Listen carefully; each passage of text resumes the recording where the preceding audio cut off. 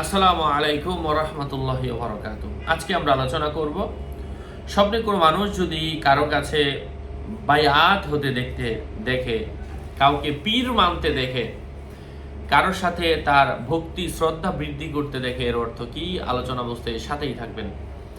এখনো যারা চ্যানেলটি সাবস্ক্রাইব করেননি, সাবস্ক্রাইব করতে ভুলবেন না। ভেরিফাই চ্যানেলের ডিসক্রিপশন বক্সে ক্লিক করলে পেজ এবং আইডি আসবে। এটা ছাড়া আলাদা অন্য কোনো পেজ নেই, আইডি নেই, ইমো নেই, হোয়াটসঅ্যাপ নেই, টিকটক নেই। নাম ছবি দেখে বিভ্রান্ত হবেন না। প্রত্যেক ভিডিওতে আলাদা আমি সাবধান করি, সতর্ক করি।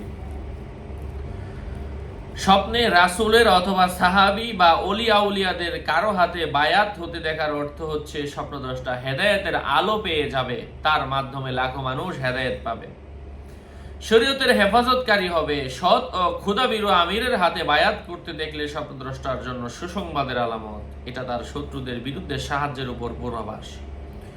সেই ইবাদত সৎ কাজের আদেশ ও অসৎ কাজের নিষেধের কারণে শাস্তি পাবে। যেমন আল্লাহ পাক বলেছেন, নিশ্চয়ই আল্লাহ মুমিনদের কাছ থেকে তাদের জান প্রাণ ও তাদের সম্পদ ক্রয় করে নিয়েছেন, এর বিনিময়ে যে তাদের জন্য রয়েছে জান্নাত। কোনো ফাসিকের কাছে, কোনো পাপাচারের কাছে, কোনো নিকৃষ্ট ব্যক্তির কাছে বন্ধুত্ব করতে দেখলে, বায়াত হতে দেখলে জাতির সাহায্যকারী হবে। গাছের নিচে বায়াত হতে দেখার অর্থ হচ্ছে আল্লাহর সন্তুষ্ট অনুযায়ী গনিমত পৌঁছাবে। যেমনটা আল্লাহ পাক বলেছেন, মুমিনরা যখন গাছের নিচে তোমার কাছে বায়াত গ্রহণ করলো, তখন আল্লাহ তাদের প্রতি সন্তুষ্ট হবেন। সূরাতু ফাতাহ আয়াত নাম্বার 12। ইউবাইউনাকা তাহতা শাজারাতি ফাআলিমা মা ফি কুলুবিহিম।